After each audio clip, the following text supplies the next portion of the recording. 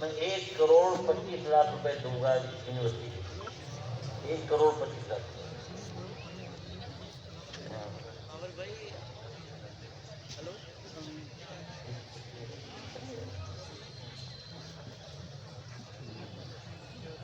Library کے لیے انہوں نے کہا، اب ان کے پاس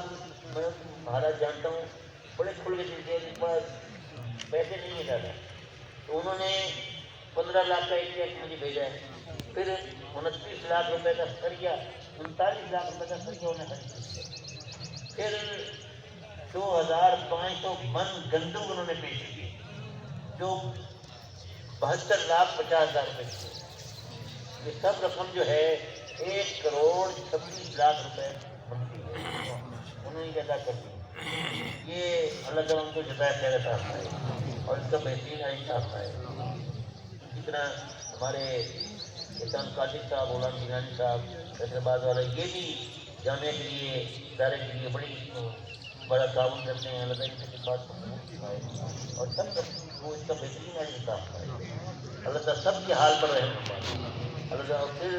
بعض لوگ قرض دار ہیں، اور اتنے قرض دار ہیں، آپ یقین کریں کہ وہ قرضے کا بوجھ کہتے ہیں ہم سے وہ سنبھال نہیں سکتے، ہم ادائیگی ہمارے لیے ممکن نظر نہیں آتی۔ اللہ تعالیٰ ان مقبولوں کو غیب سے مدد فرمائے،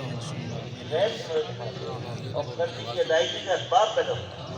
قرضے کی ادائیگی کے اسباب پیدا ہو، غیب سے قرضے کی ادائیگی کے اسباب پیدا ہو، اللہ تعالیٰ بے روزگاروں کی غیب سے اسباب پیدا ہو۔ مہنگائی کے دور میں بے روزگاری میرے دوستوں کتنی مصیبت ہے، کتنا بڑا عذاب ہے، اور ایسا بے روزگاروں کی غیر درشتی والے تو مستقل معقول آمدنی کا ذریعہ پیدا ہوتا ہے۔ اللہ تعالیٰ سب پر اپنا کرم فرمائے، سب پر اپنا فرما دے، مالی پریشانی کو فرما دے، کاروباری پریشانی کو فرما دے، گھریلو پریشانی کو فرما دے۔ ایک صاحب کا کراچی میں آج بائی پاس کا آپریشن ہے،